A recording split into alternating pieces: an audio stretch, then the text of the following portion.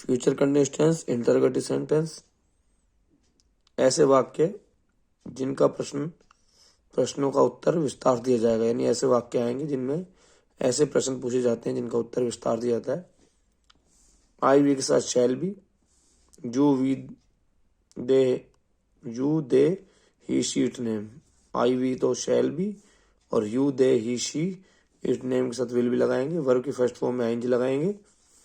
सबसे पहले WH word आएगा, उसके बाद विल शैल में से एक आएगा सब्जेक्ट के अनुसार, फिर सब्जेक्ट, फिर बी, फिर वर्ब की फर्स्ट फॉर्म, फिर आईएनजी, फिर ऑब्जेक्ट, फिर प्रश्नवाचक चिन्ह।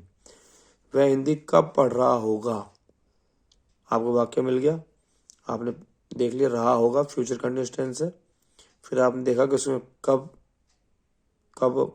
पढ़ा रहा होगा, यानी कि इससे पता लग रहा है कि ये फ्यूचर में लगातार कार्य हो रहा है तथा प्रश्न पूछ रहा है विस्तार से, समय के बारे में पूछ रहा है।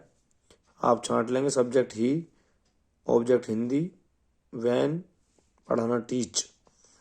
तो सबसे पहले आप लगाएंगे सबसे पहले डब्ल्यूएच वर्ड वैन, वैन के बाद ही के अकॉर्डिंग विल, फिर बी,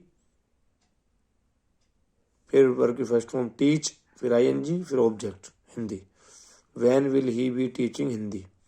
इसी प्रकार मैं तुम्हारे घर क्यों आ रहा हूँगा।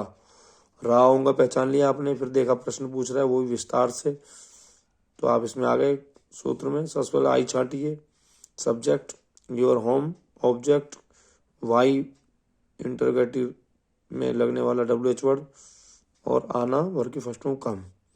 सबसे पहले वाई, तो क्यों आया तो वाई आएगा, वाई के बाद सब्जेक्ट आई के अकॉर्डिंग शैल, फिर बी, फिर वर्ब की फर्स्ट फॉर्म कम आईएनजी, फिर object to your home. Why shall I be coming to your home. इस पर वाक्य बनाए जाते हैं।